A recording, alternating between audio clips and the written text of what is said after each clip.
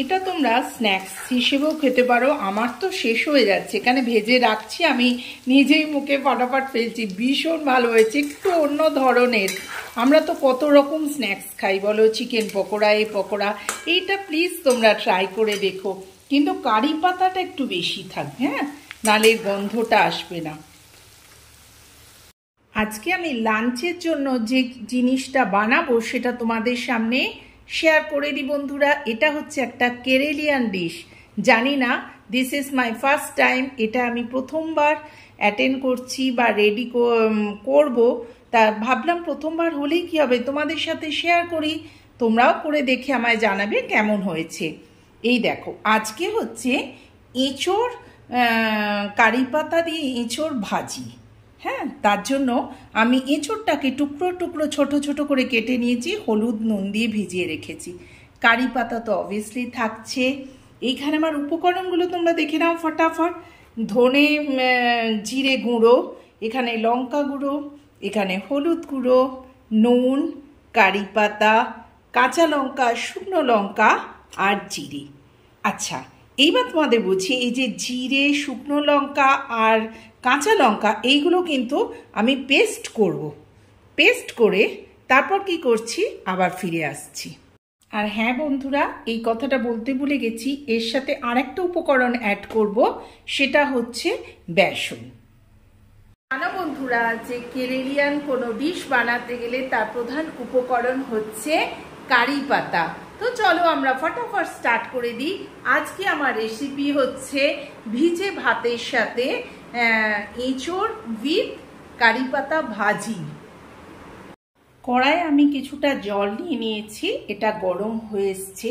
এবার ভিজিয়ে রাখা যে এঁচোড়গুলো টুকরো করে রাখা, সেইগুলো ভালো করে ধুয়ে নিয়ে এই গরম জলের মধ্যে দিয়ে দেবো। গরম জলের মধ্যে দিয়ে দিলাম।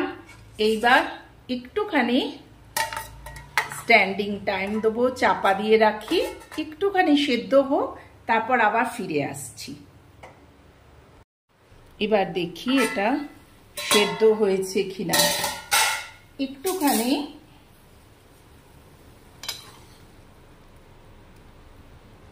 আর একটুখানি সেদ্ধ হবে। গুড মর্নিং বন্ধুরা, শুভ সকাল। এখনো হয়তো ঘড়িতে বাজে 11টা। আমি একটা নতুন ব্লগ নিয়ে হাজির কাবেরী তোমাদের সামনে। অবস্থা খুবই খারাপ, মনে হচ্ছে যেন বৃষ্টিতে ভিজে এসেছি। রান্নাঘরে ঢোকা মানে আমাদের অবস্থা তো খুব খারাপ। তো চলো, আজকে আমি একটা কেরেলিয়ান জিনিস তোমাদের সাথে শেয়ার করব, যেটা আমি খাই সেটা আমি তোমাদের সাথে শেয়ার করি। তো চলো ফটাফট আমার রান্নাঘরে। এবার এক এক করে উপকরণ এর ভেতর দিচ্ছি, দেখে নাও। মিক্সিতে এটা পেস্ট করে নেব। ইন দ্য মিন টাইম আমার এঁচোড় সেদ্ধ হয়ে জল ছড়িয়ে রেখে দিয়েছি। হ্যাঁ, চলো এই পেস্টটা ফটাফট করে নিই। এই দেখো, আমার পেস্টটা রেডি হয়ে গেছে। এর ভেতর আমি একটু কারি পাতাও দিয়ে দিলাম। যে বন্ধুরা, তোমরা সবাই তো কারি পাতা ভালোবাসো না, যে বন্ধুরা কারি পাতা খেতে ভালোবাসো তারা কিন্তু এর সাথে একটুখানি পেস্টও করে দিতে পারো। তো চলো ফটাফট একটা কাঁচের পাত্র নিয়ে নিলাম। এর ভেতরে আমি ঝরানো এঁচোড়টা দিয়ে দিলাম। রেডি। এইবার এক একটা উপকরণ এর সাথে আমি মিশিয়ে নিচ্ছি। দেখো, যে যেরম নুন খাও, যে যেরম আমি মানে লঙ্কা গুঁড়ো খাও, আমি কোনো পরিমাণ তোমাদের কাছে উল্লেখ করছি না, কারণ হচ্ছে যে যেরকম ভাবে খেতে ভালোবাসো সে সেরকম ভাবেই খাও। আমি যেরকম ভাবে খেতে ভালোবাসি আমি সেরকম ভাবেই করছি। এবার দেবো একটু ধনে জিরে গুঁড়ো। কেউ জিরে গুঁড়ো থাকলেও দিতে পারো, আমার কাছে জিরে গুঁড়ো আলাদা নেই, আমি মিক্স ধনে জিরে গুঁড়ো কিনি, তো তাই জন্য আমি এই ধনে জিরে গুঁড়ো দিয়ে দিচ্ছি। এইবার ধনে জিরে গুঁড়ো দেওয়ার পর এবার দিচ্ছি, দেখো তোমরা, একটুখানি নুন দিয়ে আমরা সেদ্ধ করেছিলাম, একটুখানি নুন দিয়ে দিচ্ছি। ওকে, এইবার আমি পেস্টটা এর সাথে অ্যাড করে দেবো। দাঁড়াও, আমি ব্যাক ক্যামেরায় তোমাদের দেখাচ্ছি। মিশ্রণটা ঢেলে নিলাম। এবার এখান থেকে একটুখানি এটা যাতে টাইট হয়ে থাকে তোমরা তো সবাই জানো, একটুখানি বেসন তোমরা দিয়ে নেবে। দেয়া হয়ে গেল। এবার এই যে জলে ভিজিয়ে রেখেছি কারি পাতা, তার ভেতর একটুখানি কারি পাতাও ছড়িয়ে দেবে। এই কারি পাতার গন্ধটাই হচ্ছে আসল। তো রেডি হয়ে গেল আমার এই মাখাটা, রেডি করে নিলাম। আর তোমাদের দেখাচ্ছি, আমি এখানে তেল বসিয়ে দিয়েছি কড়াতে। গরম না হলে এটা ছাড়বে না, কিন্তু একটু বেশি তেল লাগবে।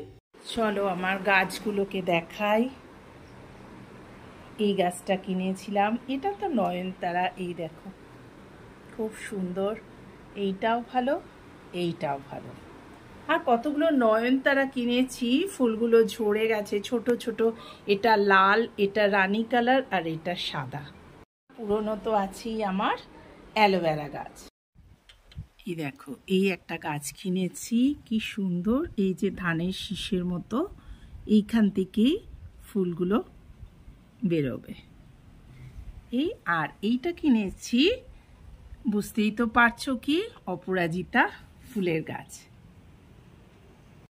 বন্ধুরা আজকে তোমাদের সাথে ব্রেকফাস্ট শেয়ার করতে পারিনি, ফটাফট আজকে করে নিয়েছি মশলা ওটস, আর সঙ্গে নাশপাতি কেটে দীপঙ্কর খেয়ে চলে গেছে।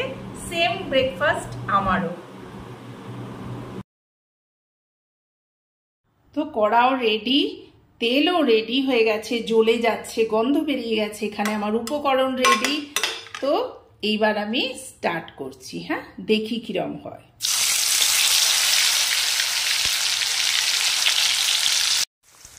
কড়াতে দিয়ে দিয়েছি অনেকটাই, একটুখানি ভাজি করে প্রথমটায় দেখলাম তুলে রেখেছি।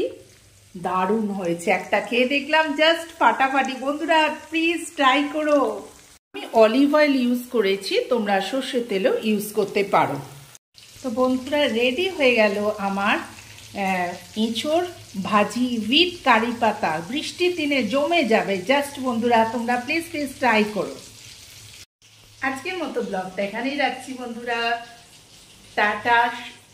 তো তোমাদের যদি এই ছোট্ট ব্লগটা ভালো লেগে থাকে তো do like, share and subscribe my channel Kaveri জীবন কথায়। তোমাদের স্বাগত। খুব খুব খুব ভালো থেকো তোমরা, আর সাবস্ক্রাইব করতে ভুলো না যেন। টাটা।